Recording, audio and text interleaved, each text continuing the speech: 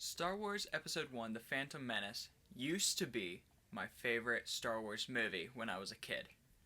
But then, upon revisiting for this, I realize it does not deserve that spot in the slightest. I think the main reason I liked the movie so much was primarily just because of Qui-Gon. He was my favorite Jedi for a while. I really appreciated having his lightsaber, and that was what I would do, is I would have Qui-Gon's lightsaber, and that was really exciting for me. Um, so it used to be my favorite. It is definitely not. So, I went ahead, I rewatched the movie, just kind of refresh my thoughts on it.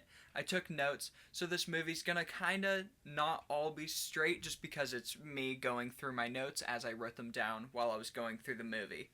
But, some overall stuff for the general thing of this movie.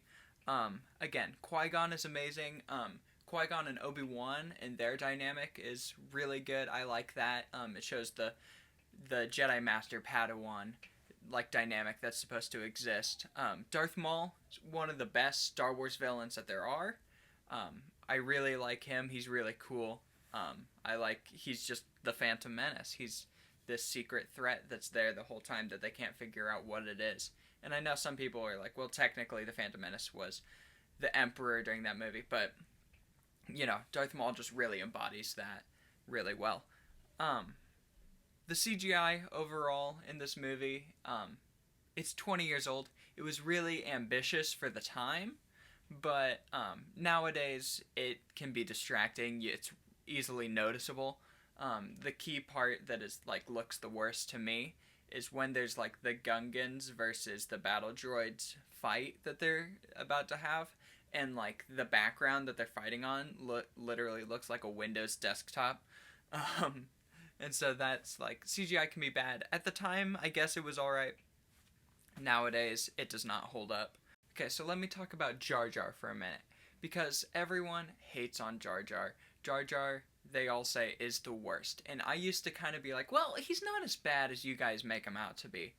Upon rewatching this, Jar Jar is very annoying. I do not like him. And the key thing about it is his voice, I think, is the thing that annoyed me the most. Because I was paying attention to his actual lines and stuff, and all of that stuff isn't that bad. He might actually be a funny character if everything was well delivered. But the primary thing is his voice. I'm around children a lot, and so the thing that I notice is, it's whenever there's an 8 or 9-year-old that all of a sudden starts talking in a baby voice like they're a baby. That is the most annoying thing in the world to me. It's just stupid, and why would you do that? And so that feels like what Jar Jar is doing this entire movie. It feels like he's talking in a baby voice the entire time. And so he's literally doing one of the most annoying things I can think of just this entire movie. So he's pretty annoying. Could have been, I feel like he had a chance, but the voice just ruins it. Another thing, I feel like the overall tone of this movie is more, this movie was made for children. It was made for kids. And you can kind of tell that, especially if you look at the original trilogy and then this movie, you can tell that this one is more targeted towards kids. So I'm trying to keep that in mind in my talks about it, is that it was made for children, but Jar Jar is still annoying, even for children. Now, for the overall plot and story of this movie doesn't really follow a good story structure, a good 3-act structure. Because normally, a second act is supposed to be when, your heroes are at their lowest point, and, that's when it ends, and then the third act starts, and there's a big battle. I don't feel like our heroes are ever losing. I don't think they ever lose anything in this entire thing. Our heroes don't seem to struggle. They just seem to go and win everything without much of a problem. And so it's just weird because we don't have that flow of wins and losses, and throughout the whole movie everything is just kind of a win. And so everything is just kind of easy for them, and that kind of makes for a boring movie, is when your heroes aren't having any struggles, they're just winning the whole time. So I feel like that's just kind of weird. This movie just doesn't follow a good flow in that sense. Also, watching this movie feels like a prequel, but not to the original trilogy as much as a prequel to episodes 2 and 3. And I know what you're saying. You're like, well, yeah, because the movies come after it, so it makes sense that this movie goes before it. But I feel like the best way to get this movie is you have to watch episode 2 and 3 first, and then watch this movie, because this movie works as a prequel to those story-wise. Because there's a lot of little story beats that only make sense or only have any impact if you know where everything is headed. And so that's just kind of weird. So kind of my new recommendation for people is to watch episode 1 after 2 and 3, just because it kind of is a prequel to those. I'm going to make a quick note on battle droids here. I really like the idea of battle droids and just them as your faceless villain that you're fighting all the time, especially because this movie is more made for kids, like we talked about. And the original trilogy, your faceless villain was stormtroopers. But that's kind of showing more the realities of war, how you know that those are people in those suits, and like our heroes have to kill these people to get through because these people are the bad guys. And for a movie made for kids, what they do instead is they go ahead and they trade those out. Instead of having our heroes have to kill anyone, they only have to kill a bunch of robots, which makes more sense to a kid, and they're like, oh, okay, I feel good about being excited about my hero that I'm watching on the screen, because they're just slicing up robots. And then for parents, they're more okay with their children being like, hey, I'm going to go outside and pretend to slice up some battle droids, than if your kid was like, hey, I'm going to go slice up some soldiers. Like, so battle droids just ease that little thing over for making it better for kids. I appreciate that. And now on to the movie's plot. And this movie's plot is so confusing that even the synopsises that I can find around just don't say anything. Like Wikipedia and on Disney Plus itself, the summary of the movie are basically like Qui-Gon and Obi-Wan are flying on a spaceship, and then they find a boy named Anakin, who turned out to be Darth Vader. And like, that's the synopsis of this movie, which is like no plot at all. Nothing happens in this movie. And it's because it's hard to explain what the plot of this movie is, because it all revolves around politics. And politics are boring. Everyone knows that. Nobody wants to watch a movie that's all about politics. But that's what this movie is about. That's what the title crawl sets up. They're saying, the Trade Federation has set up a blockade around the planet of Naboo to force their queen to sign a treaty of some sort. And so now the queen, what she's going to have to do in this movie is she's going to have to go to the Senate to appeal to the senators, but instead she's going to vote for a new chancellor. And then it's like, none of this, it's all boring politics stuff that is politics from a world that we don't already know. And so it's just not interesting. It's confusing. And again, this movie's made for kids, and kids are going to understand politics even less. And they aren't interested in politics. So if your movie is made about kids, don't make the central plot revolve around politics. There can be good movies made around politics, just not kids' movies. Okay, one last overview statement before I get into specific stuff throughout the movie. Duel of the Fates is great. I have to mention that because certain people will kill me if I don't. So yeah, Duel of the Fates is amazing. Probably one of the best music pieces in all of Star Wars. Now I'm going to be kind of going through the specifics of the movie, just notes that I made while I was watching it. But the first thing I'm going to touch on is my favorite scene in this movie, or like sequence of this movie. And it is actually, the opening sequence of this movie is my favorite in this movie, because I feel like it does such a great job. Because the point of this movie, being a prequel to the original trilogy, is they know that you've seen those. They know that you've seen 4, 5, and 6. So that's the expected thing. And so what this movie does is it shows you what the world was like. What was this galaxy like before the Empire? Because you can tell from the Empire that everything's in decline, everything's in decay. So what was this world like before? You know, Jedi, by the time of episode 4, are just legends. The Force is a myth. And so, what was it like when Jedi were at the height of their power? When the Force was just, everyone knew about it, and it was a known thing and a known concept. And so what this opening sequence does is it has Qui-Gon and Obi-Wan walk into the thing, and they're saying that they are negotiators for the Senate. And so you understand, okay, the Jedi are negotiators. They work with the government and they do the peace treaty stuff. And then as things go along and they get battle droids sent on them, you can tell that the Trade Federation is scared of the Jedi, which is a thing that shows us that, okay, the Jedi are actually really powerful people because they scare people just by being around. Then they get battle droids sent on them and they start slicing them up like crazy. And up until this point, the only lightsabers that, like, fights that we've seen are just basically Darth Vader and Obi-Wan, and then the Luke and Darth Vader fights, which aren't that, like, intense. Episode 5, Empire Strikes Back, the lightsaber fight is a lot of Darth Vader kind of hiding. And then Return of the Jedi is just kind of, there's no intense fighting because Darth Vader is the person that they're fighting in every single one of these fights, and he can't jump around very much.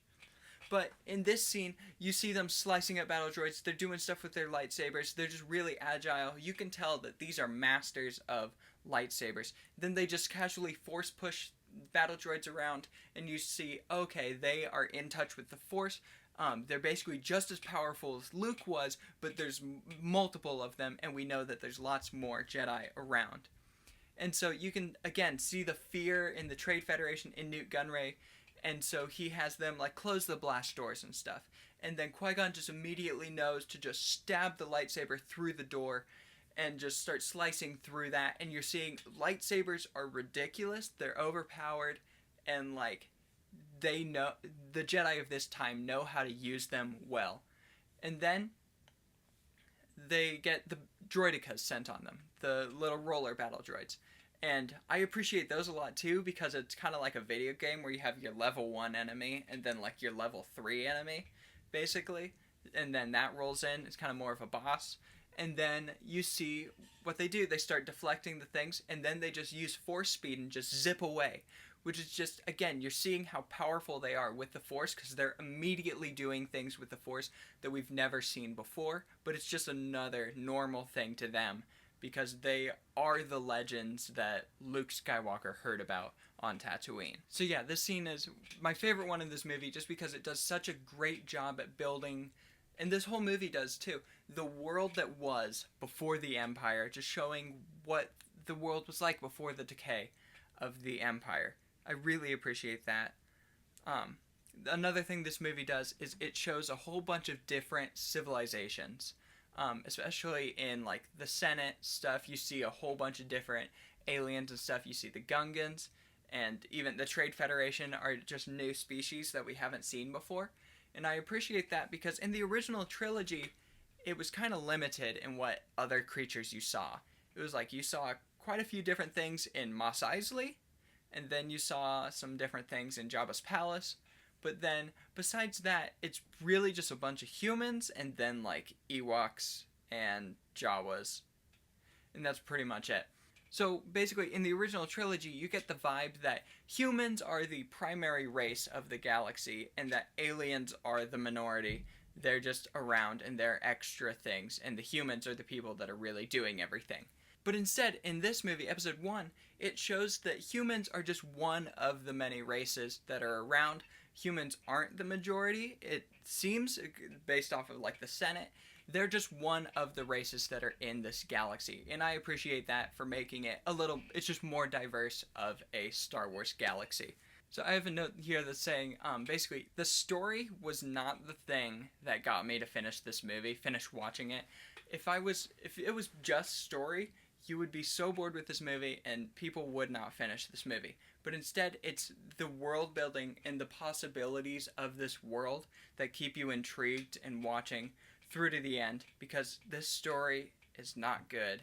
The politics are very boring.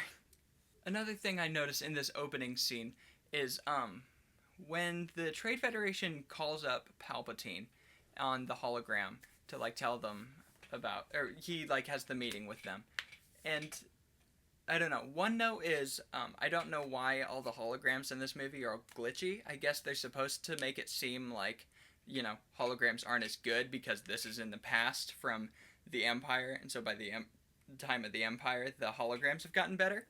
But that doesn't follow what everything else does, which is like here in this trilogy, everything seems more futuristic than in the original trilogy, and that just shows the decay that the Empire caused to the world. But I guess the one thing that made technological advancements is holograms. So the Empire showed up, and Palpatine was like, "Hey, we make everything less except holograms. We're gonna invest in making those better." I don't know, just a little nitpicky, but it doesn't make much sense. So they could have just made the holograms just as good as they were in Empire Strikes Back. Another thing I noticed while they were talking to Palpatine is the Trade Federation calls him Lord Palpatine when he has like the hood on right from the beginning.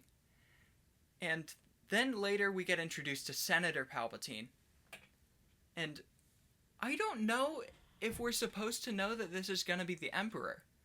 Because it should be obvious, because the expectation of this movie is that you've seen 4, 5, and 6, and then you go and see this movie. So you know that it's Emperor Palpatine. But then you go to this movie, and so when they say Lord Palpatine and then Senator Palpatine, you're supposed to be like, okay, these are the same people, he's going to be the Emperor. But they pretend like we don't know that. In this movie, they kind of like play it around. They're like, ooh, this guy might end up being evil one day. And it's like, yeah, we know. We know that he's going to be evil because he's the Emperor. But they play it like we're not going to know that. And so I just don't get it. They either need to just show us, let us know that they know. Basically, they need to acknowledge that we know that he is gonna be the Emperor and that this is the big villain. Or they need to not call him Palpatine at all and don't give us hints that he is, so that when Revenge of the Sith comes around, we're completely blindsided by it. But here, it's just they aren't committing to us knowing or us not knowing. They're just playing this middle and being like, ooh, is he? And we're all like, yes, he is. For me, it's similar to, imagine if they made like a Harry Potter prequel movie, okay? And then in the movie, they're walking around the school and they're like, this kid, this is Tom Riddle. And then they give us hints that this kid might be evil someday. And we know it is, because that's Voldemort. Voldemort is Tom Riddle. We all know that. And so, imagine if they were doing that and they're just like, this kid might end up being evil. And we're like, well, stop playing around. We know he's gonna be. So just respect us that we're smart enough to understand that this character with the same name as the other character, we can connect those dots, but they're pretending like we can't. So, I don't know. They just need to commit to one way or the other with Palpatine in this movie. Moving on from that, later in the movie, when they're flying and they have, the droids, like, fix the ship, and they bring R2 in, and they're like, it's just this little thing that I didn't like what they did, where they're like, who was this droid that saved us? And the guy's like, R2-D2. And it's just supposed to be like this, you know R2. Which again, they told us that it was Palpatine, but they don't expect us to realize that that's the Emperor. But they're supposed to say that this is R2-D2, and for us to all go, oh, that's R2, so that's where R2 came from. They do it again later with C-3PO a bit, when he shows up and he's like, hello, I am C-3PO. And then him and R2 meet, and we're all supposed to be like, oh, this is how C-3PO and R2 met. And I don't like it when prequels do that. I don't like it when movies do this. It gave me hints of what the sequel trilogy will do in episodes 7, 8, and 9, where they do a whole lot of this, like, thing from original trilogy or person from the original trilogy shows up and they're like, you know this guy, right? And I'm like, yeah, we do. So you don't need to like, you don't need to play it up. So in this movie, that's just a little annoying. I don't like it when prequels do that. I never really care about how characters met, so them showing how R2 and C-3PO met, I'm like, I don't care. Really? Like, they knew each other at the beginning of episode 4, and we were fine. We don't need to know that they met because of these things. It's similar to me, like, I know a lot of people, this is their most annoying thing they can think of, is in the movie Solo, when Han goes up to, like, the desk or whatever, and he's like, what's your last name? He's like, I don't have one. And the guy's like, how about Han Solo? And we're all supposed to be like, that's how he got the name. And I don't care. I really don't care.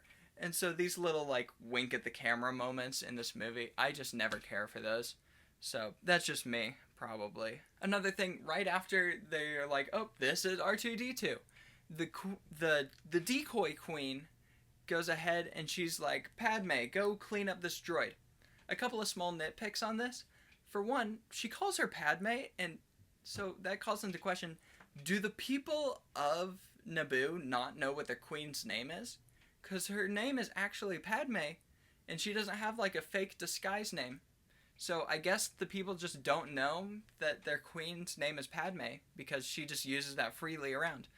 But also, she has like 15 handmaidens around her, and she chooses the one that isn't a real handmaiden to go do things. And so that's just kind of weird for me. Again, a little nitpicky, but it's like, maybe send one of the people that are actually handmaidens and like keep the queen here where she's supposed to be, because she's important. More important than any of these other handmaidens. So, little nitpicky thing there. And now we get into the part of the movie where we go to Tatooine. And the whole Tatooine part of this movie is really boring and really unnecessary. It feels not just like a filler episode, but like a full filler arc in a TV show. You know how there's just like, your characters are on their way, and then they have this multiple episode thing where they're over here, and they're doing things over here, and then they get back to what they're doing. That's what Tatooine feels like in this movie. Just a big, like, time sink on, like, it's just a whole bunch of padding of, like, we're gonna spend a half an hour, 40 minutes on Tatooine, and nothing really happens. No plot development happens. They just pick up Anakin and go with him, and, like, that's it. And so the way that I would make this bit more interesting, the whole Tatooine stuff, is we should have seen this whole movie should have been from Anakin's point of view. All of the plot that's happened up until they get to Tatooine can all be super quick exposition on, like, we're on our way to Naboo, or we're on our way to Coruscant to rescue Naboo or whatever. Like, that's so quick. This movie needed to be from Anakin's point of view and work like most other movies. They literally did this already with the original trilogy, and so they need to do it like a Harry Potter, where you start with Harry. In original trilogy, you start with Luke, and it's just this kid living his life, and then he gets whisked away into this magical world that he learns a whole bunch more about. So this movie needed to start with Anakin, show him being a slave, show his life on Tatooine. You can show the contrast of, like, how different it is from Luke's. And then what you do is one day, these people walk into the thing, and they are Jedi, and he wants to go with them, and so he does the pod racing, and that's a big moment for him, because up until this point, we've been building up that he really wants to go pod racing and win a race, and it's really important to him. You know, this whole movie could have been so much better if we were from Anakin's point of view, because also, if it was Anakin and his character, then that's the plot that drives this movie, and that's what connects it to episode 2 and 3. But instead, we have this plot of the movie where they're protecting Naboo or whatever, and none of that carries over into episodes 2 and 3. Like, nothing that happens in this movie matters. But if we had told it from Anakin's point of view, then it would have mattered, because it matters to Anakin, who we see throughout these movies. And so this movie really should have been all from Anakin's point of view, I feel like. Now, for the rest of Tatooine, a bunch of boring stuff happens, and then we get to the pod racing stuff. And the pod racing is really good visually. A lot of people say it's too long, I feel like, but I timed it, and it was like 10 minutes of the actual race. And so I feel like what it actually is it's all of Tatooine is too long, and that the pod racing is the only memorable thing about the entire time they're on Tatooine, and so that's what you think is too long, because you're like, we were doing forever, and the only thing I remember that happened during that point was pod racing. It's just a whole bunch of nothing that happens on Tatooine.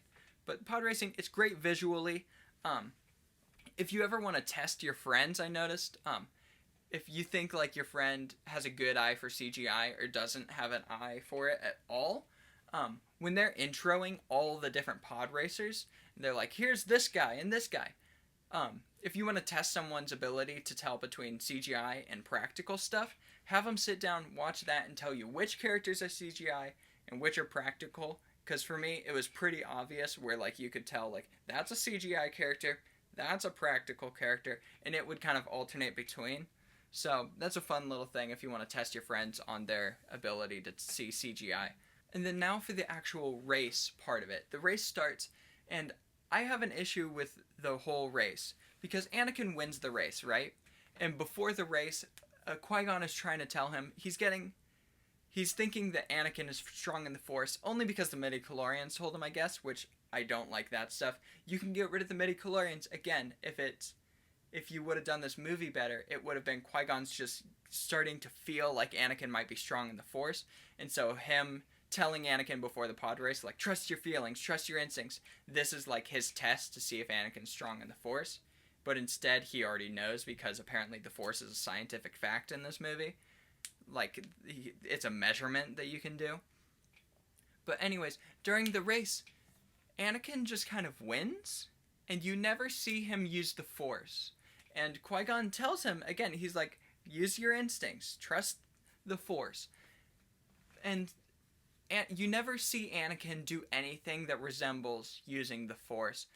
He never, like, closes his eyes and focuses or anything.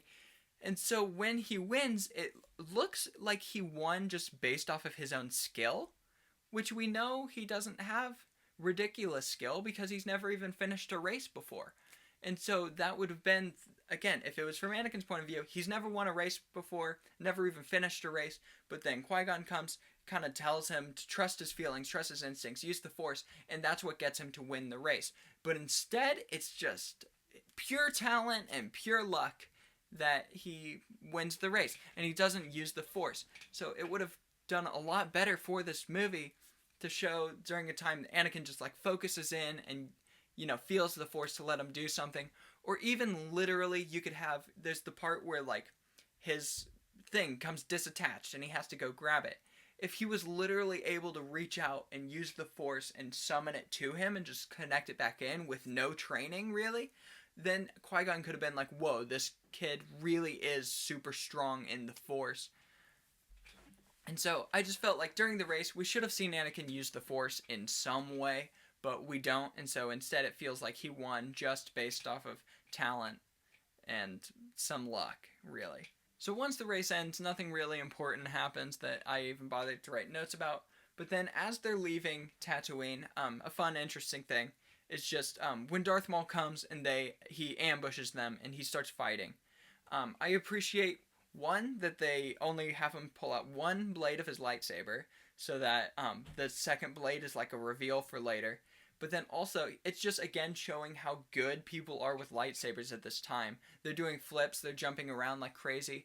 And so that's just showing how good people were with lightsabers, because it's such a contrast to the original trilogy lightsaber fights. And so I really appreciate that they're just showing people in these times are really good with lightsabers. And then after that, we finally get off of Tatooine, this boring filler that has been around for 40 minutes.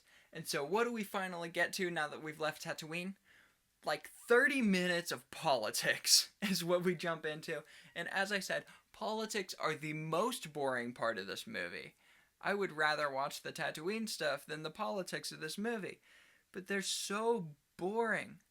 And so, it's just them sitting around talking about politics for a while. But from what I could pick up, the main thing that they're trying to do here is Palpatine is like, hey, we need to elect a new leader, a stronger leader. And again, that should be us being like, oh, he's the Emperor, he wants to get power. But they're just playing it like he's a guy that thinks other people should be in power or something.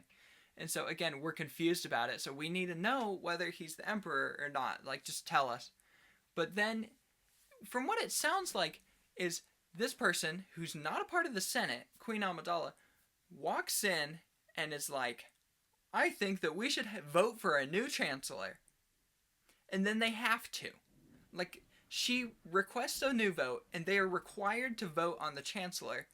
And from what I could tell, because later Palpatine lists the people that are up for vote, the existing chancellor isn't up for vote. So literally, any person in the galaxy is able to walk in, be like, hey, I think we need a new leader, and they have to vote on a new leader, and the existing one is just kicked out right away, is what that feels like. So that system sounds busted, and if it has different things to it, they spent enough time explaining it to us. This is like the one thing they should have explained is like the voting is like the thing that they're trying to accomplish, so they should tell us how that works, but they don't. Moving on from that stuff, Jedi Council, Qui-Gon and Obi-Wan go to see the Jedi Council. They're really cool. A couple of small things I might change about the Jedi Council actually is like, we need to be able to tell that they're like super, super powerful with the Force. So, if I was going to change one thing, you might have them all just like literally levitating themselves instead of sitting in chairs, just to like signify that. I don't know. I don't really think that much, but it was just a little thought that I had on like show that also kind of only Yoda and Mace Windu really talk. So if you had like show it's more of a council and have everybody pitch in instead of have the two people that are just in charge of it, I guess.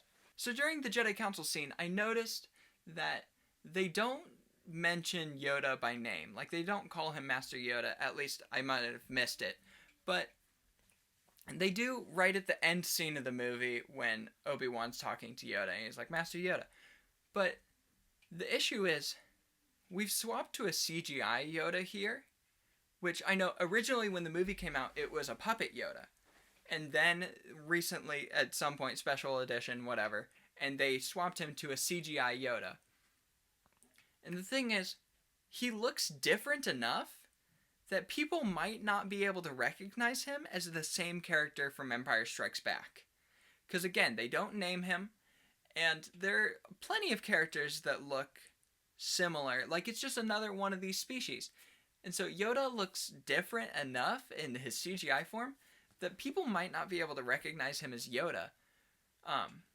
Except for unless you've seen episode 2 and 3. So basically, them swapping Yoda from the puppet to the CGI for episode 1 further says my thing on like this is a prequel movie to episode 2 and 3, because in episode 2 and 3 they make it clear that this is Yoda, and so then when you jump back you're like, oh, okay, I recognize this character as Yoda. But as a prequel to the original trilogy, I might not be able to recognize that this is Yoda. I'll think it's just another character of the same species. Now I want to talk about a quick scene that I never hear anybody mention because it's in the middle of all the politics stuff and it's kind of boring, but it was such a wasted opportunity. And this is a scene where Anakin enters into like Padme's area of the Senate building or whatever, and he walks in, and again, throughout this movie, him and Padme have kind of been building a relationship, and he's like, hey, I just wanted to say a goodbye to Padme, because I might never see her again. And you know, this could have been an emotional scene, because what it is he's literally talking to Padme, but she's in her queen stuff, and she can't reveal that she's actually Padme. And so she has to like tell this kid that like, hey, you know, she has to tell Anakin that he will never see her again, and like that he doesn't get to say goodbye to her. But instead, the way this movie works is they do too good of a job making the decoy and actual Padme look the same in their queen stuff, that I don't know if we're supposed to realize that that's Padme. Because the way this scene works is you're supposed to think that it's the decoy still, because it's just the queen. Okay, I understand that this is the queen, and they haven't teased that Padme is the queen up until now when they just show it, but their faces are already similar enough, so you think that it's just the queen. And so this scene has no emotional thing, because there's, you know, it could have been a good emotional scene, but instead we don't understand that this is Padme that is talking to him, because we assume that it's just the queen, because they haven't told us. That's one of the things they need to tell us. This part of the movie is kind of similar to the Palpatine stuff, where it's either let us know, like, I don't know if we're supposed to know that the queen is Padme, because you can tell that that's Natalie Portman, but only if you are looking for it. Because if you're just assuming the movie works the way it does, you see the queen and you're like, okay, this is the queen. And I'm not closely analyzing her face every time I see her. Because that's not what you're supposed to do with every character. Being like, wait, is this a different one? You assume that it's the same one. And so, Sure, they can keep it a secret if they want, just don't try and have this emotional scene if it's only emotional if we know. Like, the scene only has any emotional context if we've already seen the film. And so I just thought that they needed to do something different with that, because it's a scene that only makes sense after watching the movie. And so they could have just cut it or changed it up so that we know and understand what is happening. Moving on to a quick note about the Senate. Again, the politics of it are all boring, but the Senate room itself is cool. I like the flying disc stuff, and I appreciate all the different aliens showing up, and just showing that this is how the Senate works and how the world was all together with each other. Okay, here's my last little note before we get to the final battle stuff. Is when Anakin asks Qui-Gon, like, what are midi-chlorians? And Qui-Gon starts to explain it, and it's really stupid. And, it's like, midi-chlorians are these cells, and they're in everything. And everyone's like, well, Yoda didn't talk about midi-chlorians. He explained the Force way differently. And I appreciated the way that Yoda explained the Force in The Empire Strikes Back. Here's my idea of this. It's literally like the Jedi, like Padawans and stuff, it's almost like a school, right? And so I feel like midi-chlorians are like a 301, 401 class, where it's for your more advanced people that you understand. And when Yoda was around and teaching Luke, he understood we don't need to bother with the 12th grade level, so I'm going to teach Luke on first grade level what is the Force. But Qui-Gon just doesn't understand that, I guess. So, like, Yoda knows to start a person, like, at the beginning, do the first step, and then get more complicated into the idea as you go. But Qui-Gon's just like, well, I'm just gonna fully explain this concept to you in every detail about it, so that you're gonna be confused about it. And, like, so he just, like, jumps straight to the 12th grade level with Anakin. And so that's what I feel like midi-chlorian deal is. It's a more, like, it's the more exact version, but Yoda knows you don't have to worry about that stuff. Just simplify it down to make it easier for these new people that are entering into the Force. So that's what I think about midi-chlorians, I guess. Now we move on to our third act, the final battle that is all going around when most of the action is happening in this movie. And I feel like the flow of this is not very good. It's probably because we're too spread out. During this part, we're following 4 different storylines during this third act. And that is so many things to juggle. And so you don't have time to fully show all of them. And so it's like, if you would literally splice together, like, all the clips from the Obi-Wan and Qui-Gon and Darth Maul fight, that whole, like, fight scene is only, like, 3 minutes long. Like, everything is so short because you have to jump between thing to thing to thing, and the flow of everyone's battles don't all match. Just little things, like, I'm pretty sure literally it's like you go to Qui-Gon gets stabbed, and then you cut to Jar Jar Binks doing Jar Jar stuff. And it's like, this is not flowing well. This is not, we're having our only low point of the movie where our heroes are losing is when Qui-Gon dies. Like, that's the only loss of this movie. And so we're supposed to feel that. Obi-Wan is screaming no. But then we cut to Jar Jar. And we're just like, well, he's going to do a funny. Because this is a movie for kids. And it's died, so the kids might get sad. So we need to have the funny back. Because that's what Jar Jar's supposed to be. It's just funny all the time. And so the flow of this whole third act, this whole final battle just doesn't work very well. I love that, again, they saved when Darth Maul shows up and he lights his lightsaber and then he just lights the other one. I love that they saved the fact that he has a double-bladed lightsaber for the end of the movie so that people just see that and they're like, oh shoot, like, he's got 2 lightsabers. Because you see, it's Qui-Gon and Obi-Wan walk up, and it's like, oh, okay, so they're going to take him down easy because it's 2-on-1. But then he's like, well, surprise, I have 2 lightsabers, so it's an even fight. And so I like that a lot. Just that they saved it and they didn't show it earlier. A thing I like is Qui-Gon's death. I feel like they handle that well. It goes well, except for them cutting away from it.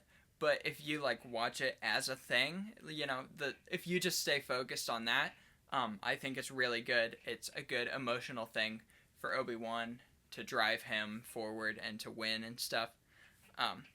So that kind of wraps up all the battle stuff. Moving on to there's all the wrap ups of times. And so, at the end, when they're like burning Qui-Gon's body and it's the funeral, whatever, they do this thing again with Palpatine, where Yoda and Mace Windu are talking, and they're like, "There are always two Sith," and then Windu's like, "Well, which one was killed, the apprentice or the master?" And then we go and we cut to Palpatine, and he's like sitting there, kind of smiling a little bit, but like not enough. Again, are we supposed to know that he's Palpatine? Are we supposed to know he's the Emperor or not?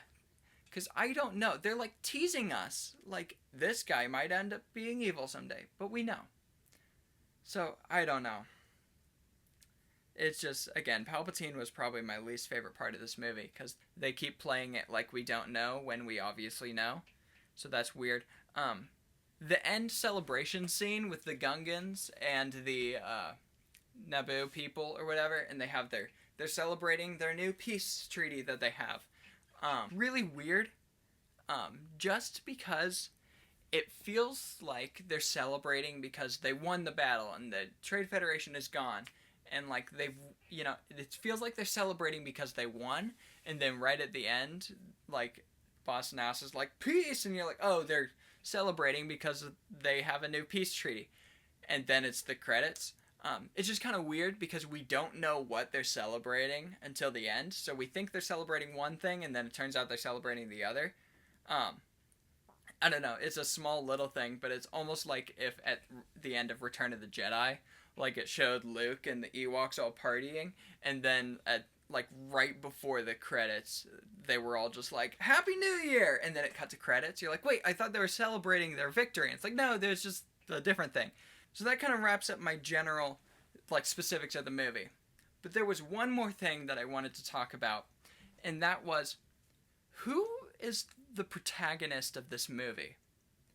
Because it's really hard to tell, like, who is the main character? Because I don't know who we're following, like, we're kind of from Qui-Gon's point of view, but he doesn't feel like the main character. There's no arc, it's just everything is kind of happening around him. And so, I was looking around. I was like, is Anakin the main character? And I'm like, no, because he doesn't get introduced until halfway through the movie. And it's not Obi-Wan because he's left on the ship through all the Tatooine stuff. And so I was like, okay, well, here's a good way to find who the main character of a story is who follows the hero's journey, okay? So what I'm going to do, I'm going to pull up the hero's journey, and I'm just going to go step by step, and I'm going to tell you who I think is the main character of this movie. Okay, so the way that the hero's journey works is who is a character that starts in their ordinary world. They're just living their life. Then all of a sudden there's a call to adventure. They meet a new person that guides them. They go into a new world. They have a whole bunch of tests and like ordeals to go through. And at the end of the movie, or even midway through the movie, they have a reward and they seize the sword, and then they have this final battle, and then they return and they've become better and they are just a hero. Okay, so hear me out. The character that I think is the main character of this movie is Jar Jar Binks. Okay? Hear me out. It's so stupid, but think about it. The first time we see Jar Jar, he's just wandering around in his normal, ordinary world. Then all of a sudden, Qui-Gon tackles him, saves him, and that's his call to adventure. Again, he starts this movie as an outcast from the Gungans, meeting the mentor that he meets Qui-Gon Jinn, crosses into this new world as he goes into space. He sits on the spaceship and is like, I don't like space very much. I've never been on a spaceship. Again, crossing the threshold. He goes through tests and ordeals. There's the time where he, like, eats that frog on Tatooine, and the guy's like, you're gonna have to pay for that, and then Sebulba punches him and stuff. And then, once they get back to Naboo, Boss Nass is like, "Oh, Jar Jar, you're welcomed back. I'm gonna make you a general. That's your reward, seizing the sword." Jar Jar becomes the general. And so he becomes the general. You have your big final battle. He wins the battle. And then he returns to the place, to the Gungans, as a hero. It's stupid, but literally the only character that I could find that goes through a hero's journey, which would mean that they're probably the protagonist of this movie, is Jar Jar Binks. So there you have it. Those are my full thoughts on Star Wars Episode 1, The Phantom Menace. I'll give you my final ranking here in a moment, but again, it's weird. Jar Jar Binks is the main character of this story, I guess, and the plot is all boring and lame, but all the fight stuff is cool. I love the world building of this movie, and so that's why I'm going to give it my ranking. This goes into slot number 9. It's just the plot is so boring, you can't follow it. It has points taken out because Jar Jar is literally the protagonist of this story, and the world building is good. Again, I like this movie, and this kind of shows you how much I like Star Wars, is that the ranked number 9 is a movie I still like, but do I want to rewatch it again? Not really, because there's not much to keep me invested through the whole entire movie. Let me know what you guys think down in the comments below. Where does Star Wars The Phantom Menace rank for you in your Star Wars movies? I would love to know. And next up is Attack of the Clones, so we'll see how that goes, and it'll be coming real soon. See you guys next time.